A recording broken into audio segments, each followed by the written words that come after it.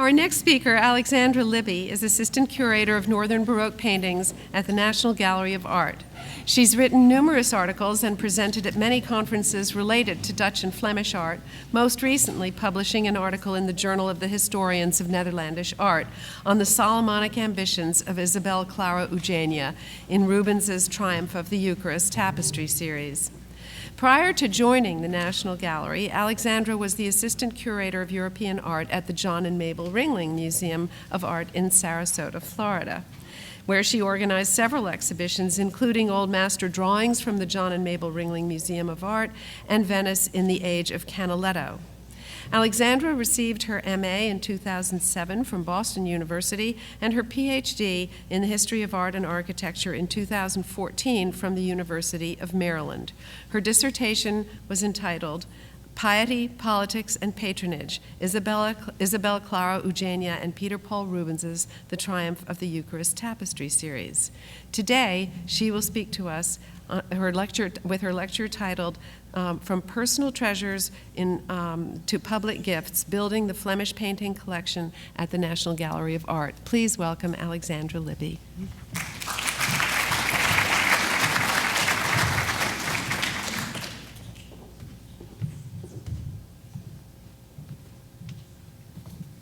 Thank you so much, Inga, and Samantha, of course, and Esme for inviting me here today. Thank you also to my fellow presenters. I've so enjoyed all of your engaging presentations and just the wonderful interconnectedness of all of our stories, and I'm just so pleased to be adding the National Gallery to the conversation. Among the most sensational 17th century Flemish paintings at the National Gallery is Peter Paul Rubens's Daniel in the Lion's Den. It measures just over 7 feet high and almost 11 feet wide, and the painting represents the dramatic episode from the Old Testament in which Daniel is sentenced to death for praying to his God by being thrown into the lion's den. Nearly nude and over life size, Daniel looks heavenward with hands clasped, dewy, pleading eyes, and although his chiseled musculature suggests he is a man of great physical strength, he is humbled, nevertheless, by this harrowing test of his endurance and faith, which did ultimately save him. Rubens masterfully vivifies Daniel's anguish and relief through the theatrical lighting that spotlights his porcelain bare skin, the exaggerated emotionalism of his prayerful pose, and the extraordinary naturalism of the lions, whose lifelike movements and superbly rendered fur are a result of the direct observations Rubens made at the Royal Menagerie in Brussels. This grand, powerful image, which is one of the most popular and iconic paintings at the National Gallery, is exactly the kind of work that did not reflect the attitudes and tastes of the museum's founding fathers.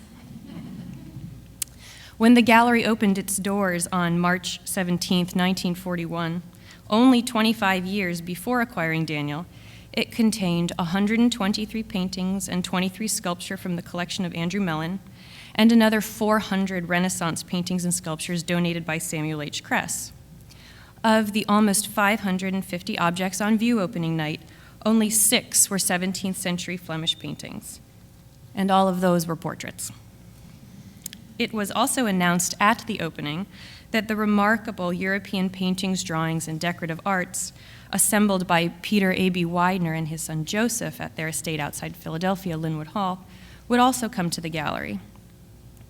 Of the 103 paintings that comprise the Widener gift, 9 were 17th century Flemish, and like Mellon's paintings, none bear the slightest resemblance to Daniel.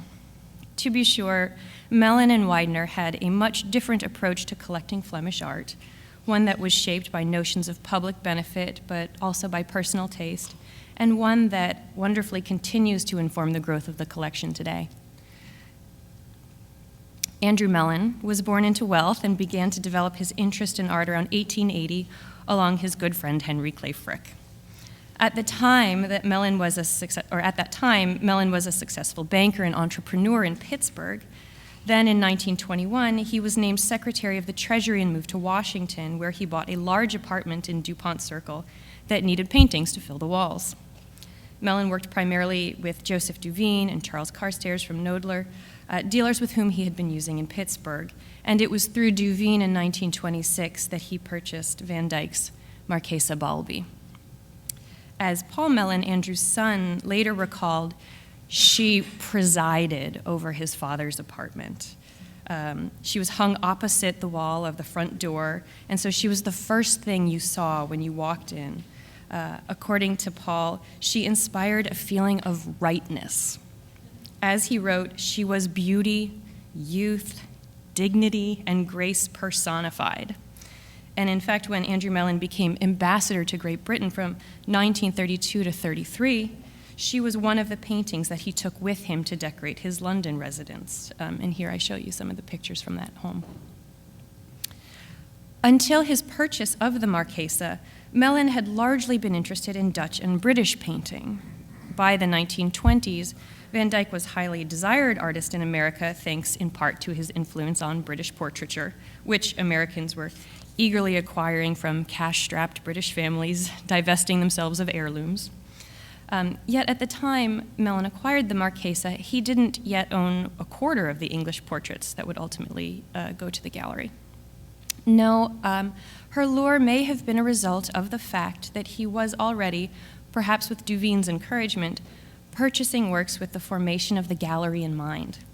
He announced such intentions only 1 year later in 1927, supposedly embarrassed when representatives of foreign countries would come to the Treasury to settle debts and ask to be taken to the National Gallery where they could see the great works in America. Mellon realized that a need existed for a national collection. It was certainly with the goal of the National Gallery firmly in mind that in the early 1930s he purchased the remainder of the Flemish paintings that he would give to the museum in a highly secretive and extremely complex arrangement with Knoedler, Colnaghi, and Matthiessen Gallery. Mellon acquired 21 masterpieces from the Hermitage, including 2 Rubenses, Isabella Brandt and Susanna Vermont and her daughters, and 3 Van Dycks, Philip Lord Wharton, the portrait of a Flemish lady, and Henry, Duke of Gloucester. And the 2 Rubenses would turn out to be Van Dyck, and one of the Van Dycks would turn out to be Adrian Hahnemann. The paintings were an enormous coup for Mellon, and they were immediately sent to a secret storage location in the basement of the Corcoran Gallery of Art, and their purchase was continually denied until 1934, when they were deeded to the Mellon Educational and Charitable Trust, which in 1937 gifted the entire collection to the National Gallery of Art. Nearly 20 years Mellon's senior, P.A.B. Widener's interest in art developed slightly earlier than his fellow philanthropist. Originally a merchant who earned money selling mutton to the Union Army during the Civil War, Widener's origins were much more humble, though he would amass enormous wealth through his shrewd investments, and by the 1880s was acquiring artworks voraciously. Unlike Mellon, however, whose Flemish art purchases were always destined for the National Gallery, Widener began buying Flemish paintings as early as 1894 for his palatial residence, Linwood Hall, which I should say didn't yet exist in 1894, but would, when he acquired Van Dyck's The Prefect Raphael Raggi from Charles Sadelmeyer in Paris, because it fulfilled personal aspirations. Like many of the newly wealthy of his time, the purchase of the Raphael Raggi may be seen within the framework of establishing heritage and identity, an aristocratic lineage for an otherwise pedestrian past. Although never ashamed of his modest roots, it seems P.A.B. was nevertheless seeking an ancestor portrait, and this painting is in fact the perfect choice for such a task because the prefect was the prominent ancestor of the Raggi family who commissioned the painting long after his death as a memorial to his military accomplishments.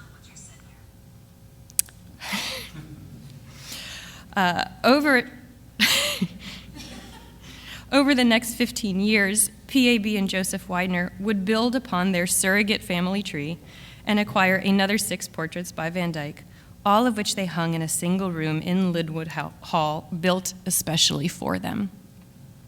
The only non-Van Dycks to hang among them were 2 portraits by Titian and also Sargent's portrait of P.A.B. Widener, in which the patriarch strikes an almost identical pose to his would-be Italian forebearer. The Van Dyck room would in time become central to the family's identity. It was the backdrop for family weddings, and it was also the location of PAB's funeral bier when he died. Among these paintings, the Wideners were particularly proud of the portraits of Elena Grimaldi Cataneo and her children, which Widener bought in 1908 through Knoedler. Apart from their charm and grace and extraordinary liveliness, the Cataneos were one of the Wideners' great triumphs due to the extraordinary circumstances of their acquisition, which we've heard a little bit about already, but it's such a great story that it bears repeating. In 1906, the Cataneo heirs sold the paintings to the Italian art dealer Antonio Monti. However, due to an Italian law of 1902 that declared that all paintings of greatest value or whose departure from Italy would constitute a serious loss to the nation's inheritance, the paintings must first be presented to the government export office. So the dealers decided to smuggle the works out of the country. In a truly epic adventure, Monti purchased the longest car he could find at a new car show, affixed a fake tailpipe to it, carefully rolled up the Van Dyck canvases and hid them in the tailpipe, and then drove to Paris, where he sold the paintings jointly to Colnaghi and Knoedler. Shortly thereafter, Bernard Berenson wrote to Isabella Stewart Gardner that the Marchesa Elena Grimaldi Cataneo was the Van Dyck of Van Dycks, the most glorious, most majestic, most fascinating portrait ever painted. And although Gardner replied that she would very much like to see the umbrella lady come to Boston, the painting was ultimately out of her price range. Not long after, Joseph Widener traveled to Paris and bought all three Cataneos, divesting his family collection of 52 19th century French paintings and a large sum of cash to do so. As we heard from Arthur yesterday, the next year, the Wideners lent the paintings to an exhibition Knoedler organized in New York, where Elena Grimaldi was declared by all the experts to be the greatest example of Van Dyck's Genoese period. When the portraits returned to Linwood Hall, the Wideners took enormous pleasure in hanging them as they had at the Palazzo Cataneo, and as they still do today at the National Gallery. By December 1942, at the opening of the Widener Collection installation at the National Gallery, the 17th century Flemish collection was a true combination of personal treasures and paintings always intended for public installation. Remarkably, this dual vision for collecting has continued to shape the growth of the Flemish paintings collection at the National Gallery. Over the course of the 1940s, with the gifts of Chester Dale and Cornelis Vanderbilt Whitney, Rubens' Head of one of the Three Kings, Melchior, and Van Dyck's Henri II de Lorraine entered the collection. Two paintings that were very much on par with Mellon and Widener tastes, but which were relative outliers in their respective owners' narratives. Dale's 1943 bequest to the gallery formed the basis of the French Impressionist and Expressionist collections, making Rubens's Melchior an unusual, although very welcome component of the gift. Whitney, who was the son of Harry Payne Whitney and Gertrude Vanderbilt, who founded the Whitney Museum, had inherited the Van Dyck. It had been in the family for 3 generations. And being more of a sportsman than an art collector, he seems not to have known what else to do with the picture, and so he thus donated it to the National Gallery. The Flemish paintings that came to the gallery in the 1950s and 60s, on the other hand, were by and large works that collectors had amassed with the vision of donating to a museum. The gallery benefited enormously from the largesse of Samuel H. Kress and his brother Rush, who continued to acquire major works on behalf of the museum after Samuel's death. In 1952, the brothers gave Van Dyck's Henrietta Maria and Sir Geoffrey Hudson here on view in Stain and Adams' wonderful show. And in 1957, Rush acquired Lady with the Fan, as well as Rubens' Dacius Mus addressing the legions. 4 years later, in 1961, the Marchesa Brigida Spinola Doria, and the Assumption of the Virgin, which we now call Studio of Rubens. The gallery also received several Flemish paintings from the collection of Lillian Geyer Timken and her late husband, William R. Timken, one of the founders of the Timken roller bearing fortune. The collection, which the couple had amassed over the course of their marriage, was left jointly to the Metropolitan Museum of Art and the National Gallery upon Mrs. Kimpton's death in 1960, and very unusually, the will didn't stipulate which pictures would go where, and so the two museums were forced to meet to divvy them up, and according to some newspaper outlets, even had to flip a coin at times. Of the Flemish paintings, the National Gallery received 2 Rubens's, now studio of, a group of small paintings after Van Dyck's Apostle series, and Peter Naef's Antwerp Cathedral, the first knowingly non-Rubens or Van Dyck to enter the collection. And unfortunately, this wonderful small painting, it's only about 6 by 9 inches, went straight to storage because its diminutive size just made it impossible to hang in the large, high-ceiling, oak-paneled galleries John Russell Pope had designed for the Dutch and Flemish paintings nearly 30 years earlier. The museum also began to purchase works of art under John Walker, who was the who was the director from 1956 to 1970. Walker, who had served as the gallery's first chief curator starting in 1939, understood that major holes existed in the Flemish paintings collection, particularly when it came to Rubens, who was represented only by Dale's Melchior and Mellon's Isabella Brant, which then became Van Dyck in 1976. With the goal of bringing to the gallery works that more fully represented Rubens's talents, he approved the purchases of his Modello for the Triumph of the Eucharist tapestry series, The Meeting of Abraham and Melchizedek. That was in 1958. The double portrait of Agrippina and Germanicus in 1963 from the Princes of Liechtenstein. And then in 1965, Daniel in the Lion's Den. And this last purchase, in particular, is a really fascinating story on which I would like to dwell for a moment. One of the best authenticated Rubenses in existence, there is a surviving letter by Rubens that describes this work as original entirely by my hand. It was misidentified as Jordaens and De Vos by Bonham's auction house in London. The owners, who had always been led to believe that the painting was only a copy, and moreover, who found it an incredible nuisance to dust, had consigned the painting to Bonham's in 1963. Bonham's anticipated it to fetch about $560 at the sale, which was scheduled for August 1st. However, a photograph of the work was sent to the American-born London art dealer Julius Weitzner a few days before. And Weitzner was known for purchasing large-scale religious paintings and placing them with American institutions. He was supposed to have said, "Strictly Old Testament stuff, my clients are kind of Baptist-minded." He immediately recognized the painting, offered them nearly triple their asking costs at a staggering $1,400, and by July 25th, 6 days before the auction, Daniel in the Lion's Den was on board a ship bound for New York. No authorities on Rubens in London had ever been given the chance to see it.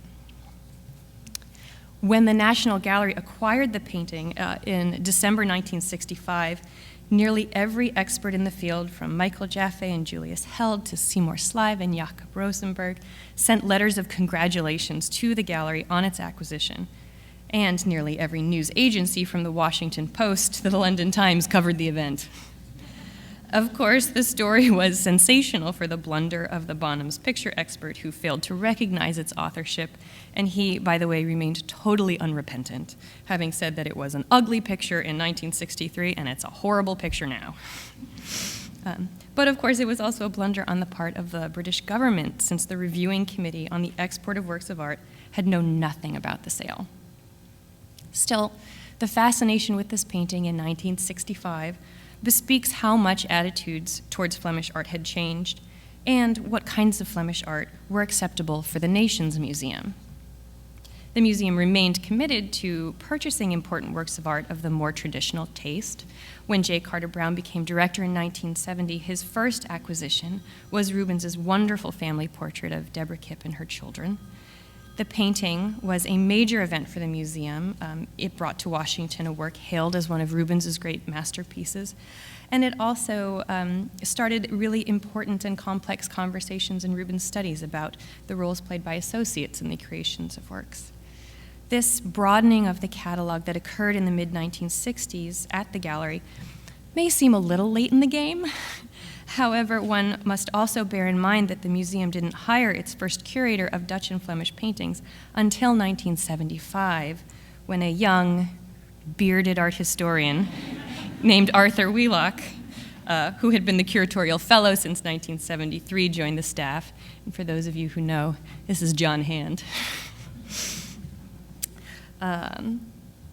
Arthur's appointment established a permanent advocate for the collection, and during his so far 43-year tenure, the Flemish paintings have expanded through purchase and through donation from 36 to 62 works. And the artists represented have widened from Rubens and Van Dyck to include Brouwer, Bruegel, Franken, Hulsdonk, Snyder, Soutmans, and Sweerts, who we're counting. During Arthur's early years, Robert H. and Clary Smith donated their David Teniers tavern scene, and Mr. and Mrs. Earl H. Look, a scene of the marketplace in Bergen op Zoom by Abel Grimmer. However, it really wasn't until the 1980s that it became clear to the museum that the canon of artists that Mellon and Widener admired was overly narrow, and that the museum would need to actively seek donations, bequests, and purchases that would more fully tell the story of Flemish Baroque painting. Thanks to John Dyck in 1983, the gallery received 4 paintings by Jan van Kessel and his circle. Like many Washington residents, Dyck had at one point lived in Europe and while there purchased a few paintings. And so he wasn't a collector per se, but really just loved these small pictures and enjoyed living with them.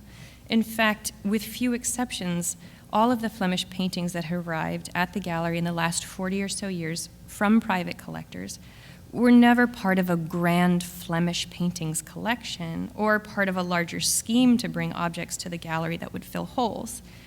Instead, like Widener's Van Dyck's, they had been objects that appealed to their owners for personal reasons. They were beautiful treasures that they lived with, enjoyed, and believed should ultimately belong to the people of America.